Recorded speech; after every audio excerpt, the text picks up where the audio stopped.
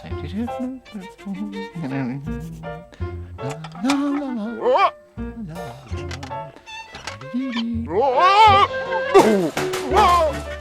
Officer Buckle and Gloria. Officer Buckle knew more safety tips than anyone else in Knappville. Safety tip number 77, never stand on a swivel chair. Every time he thought of a new one, he thumbtacked it to his bulletin board. Safety tip number 76, never dry your socks in the microwave. Officer Buckle shared his safety tips with the students at Knappville School. Nobody ever listened.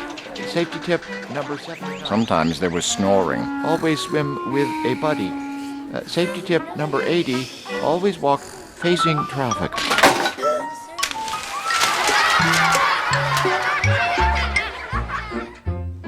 Afterward, it was business as usual. Play with spray paint. Mrs. Topple, the principal, took down the welcome banner. Never stand on a swivel chair, said Officer Buckle, but Mrs. Topple didn't hear him. Always wear a crash helmet when biking or skating.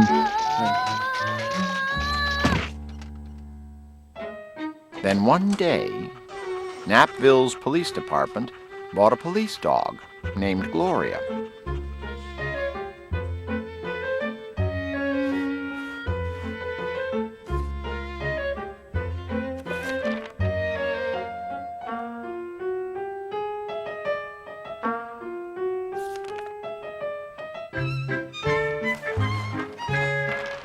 Gloria, sit.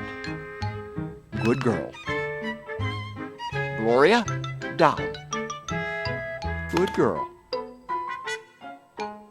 Gloria, speak. Good dog.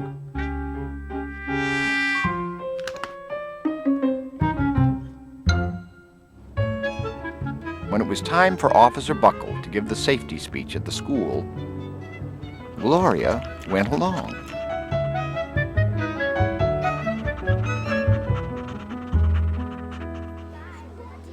Wish me luck.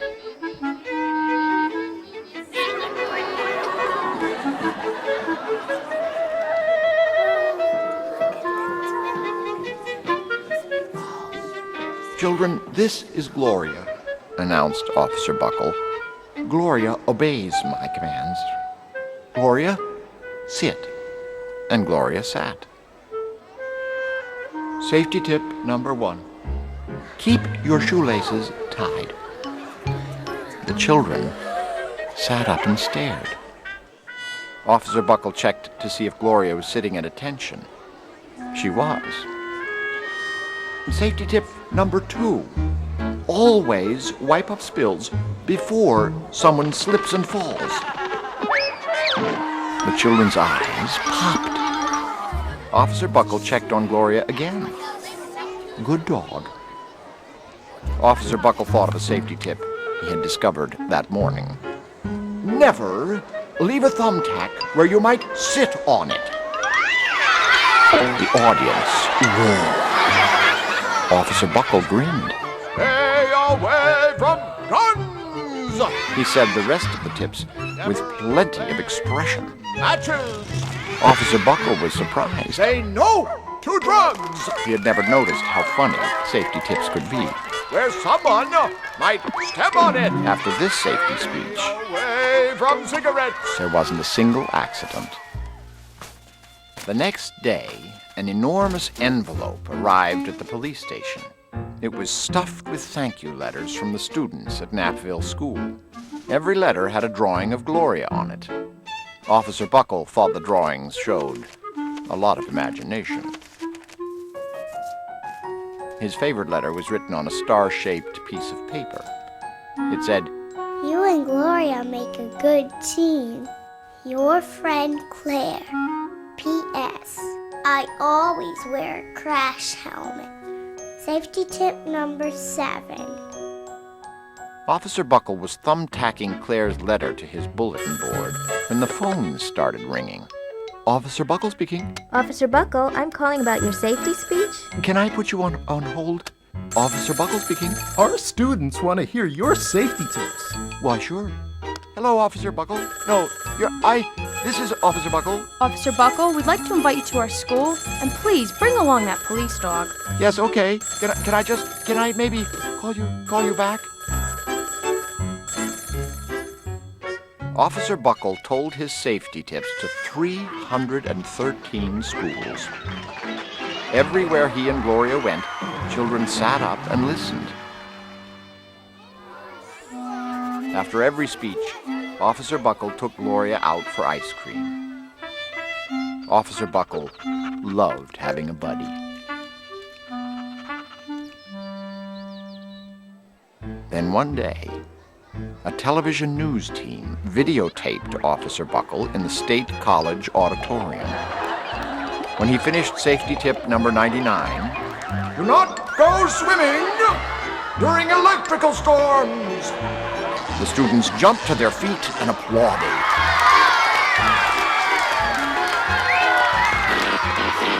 Officer Buckle bowed again and again.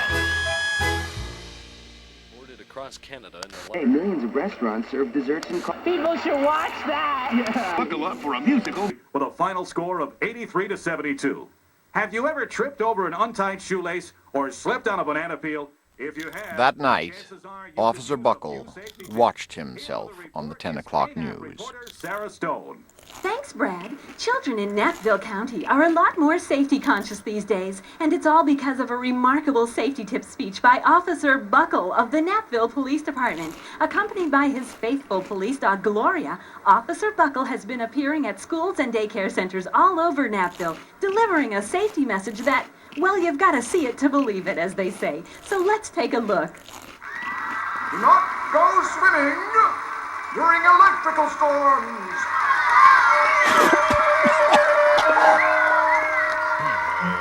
Gloria is clearly the star of this dynamic duo.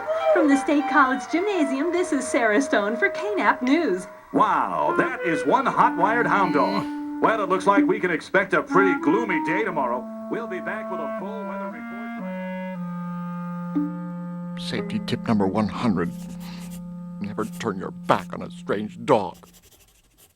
The next day, the principal of Knappville School telephoned the police station. "Good morning, Officer Buckle. It's time for our safety speech." Officer Buckle frowned. "I'm not giving any more speeches. Nobody looks at me anyway." "Oh, well, how about Gloria? Could she come?" Someone else from the police station gave Gloria a ride to the school.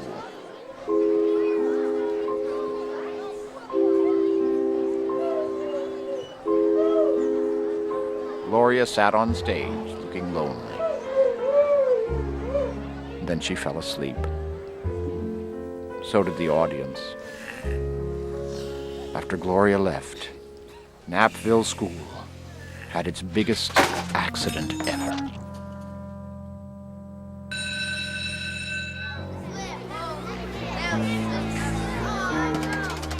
It started with a puddle of banana pudding.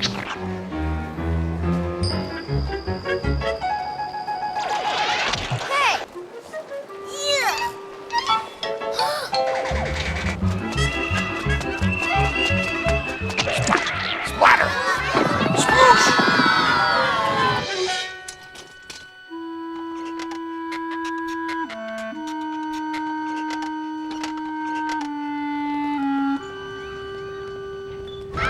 Everyone slid smack into Mrs. Topple, who screamed and let go of her hammer.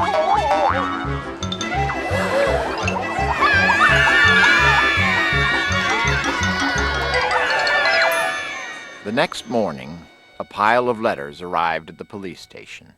Every letter had a drawing of the accident. Officer Buckle was shocked. At the bottom of the pile was a note written on a paper star. Officer Buckle smiled.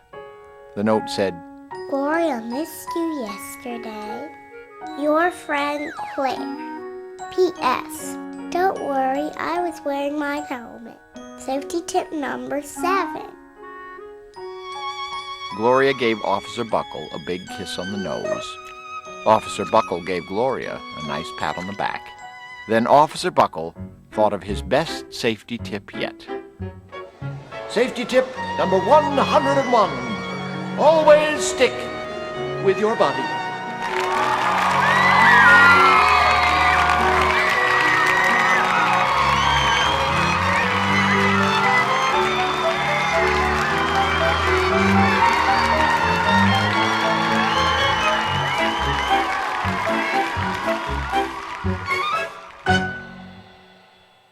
Safety tip number 12. Say no to drugs. Safety tip number 4. Never play with matches. Safety tip number 15. Obey all traffic signs. Safety tip number 28. Never put anything in your nose. Safety tip number 22. Never play loud music into headphones. Safety tip number 40. Never fly kites near power lines. Safety tip number 27. Stay away from cigarettes. Safety tip number 6. Stay away from guns. Safety tip number 26. Never leave a bar of soap where someone might step on it. Safety tip number 39.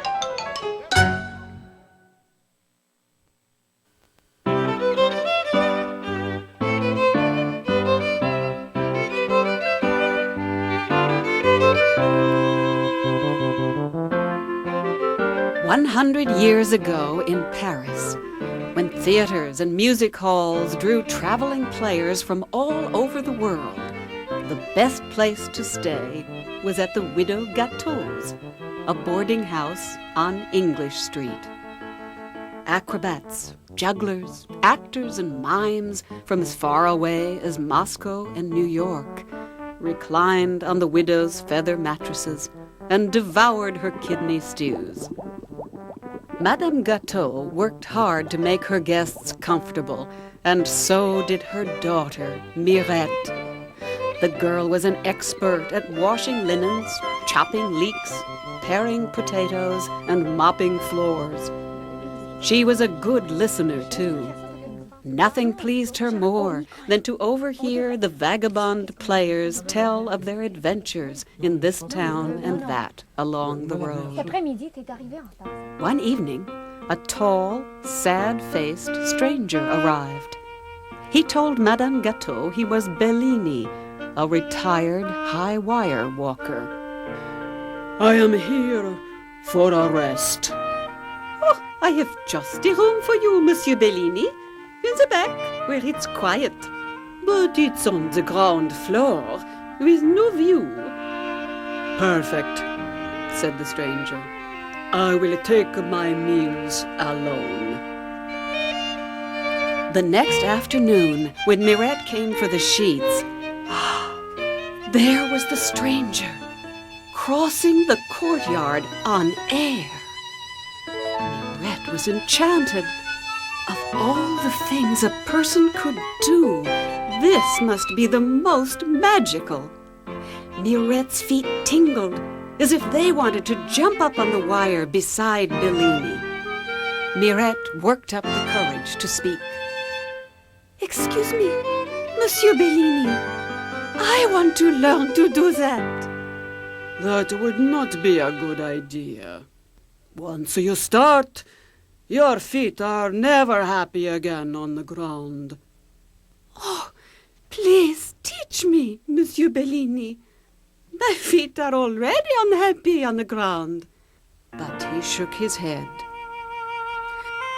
Mirette watched him every day. He would slide his feet onto the wire, cast his eyes ahead, and cross without ever looking down, as if in a trance. Finally, she couldn't resist any longer. When Bellini was gone, she jumped up on the wire to try it herself. Her arms flailed like windmills. In a moment, she was back on the ground. Bellini made it look so easy. Surely she could do it too if she kept trying.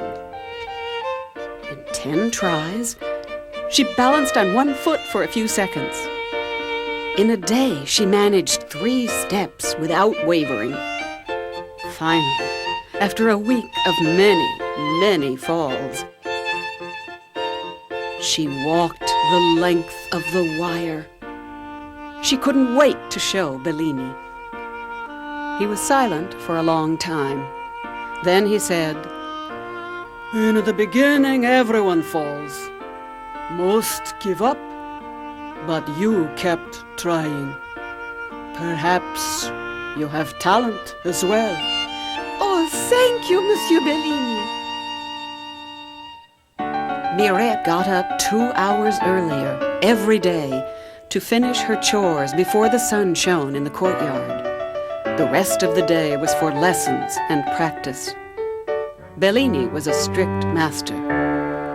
Never let your eyes stray, he told her day after day. Think only of the wire and of crossing to the end. When she could cross dozens of times without falling, he taught her the wire walker's salute. Then she learned to run, to lie down, and to turn a somersault. I will never, ever fall again, Mirette shouted. Do not boast, Bellini said, so sharply that Mirette lost her balance and had to jump down. One night, an agent from Astley's Hippodrome in London rented a room. He noticed Bellini on his way to dinner. What a shock to see him here. See who? Asked a mime. Why, the great Bellini. Didn't you know he was in the room at the back? Bellini? The one who crossed Niagara Falls on a 1,000-foot wire in 10 minutes?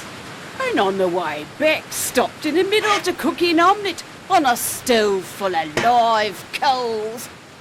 Then he opened a bottle of champagne and toasted the crowd. My uncle used to talk about that, said a juggler. Bellini crossed the Alps with baskets tied to his feet, fired a cannon over the bull ring in Barcelona,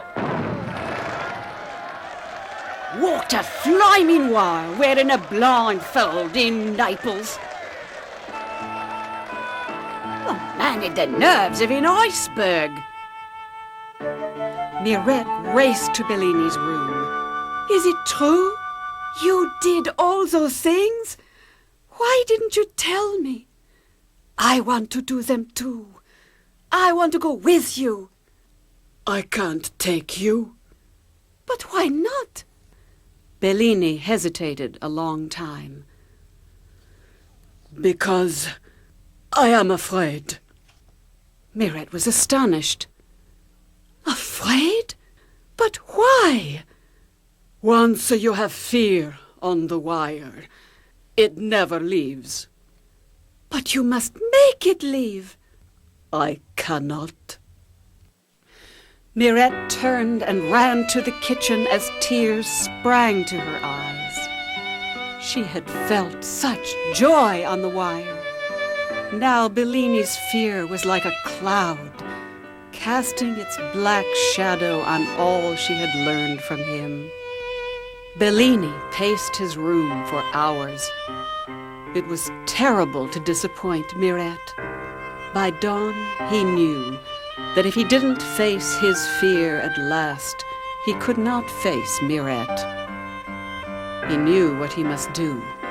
The question was, could he succeed? That night, when the agent returned, Bellini was waiting for him. The agent listened to Bellini's plan with mounting excitement.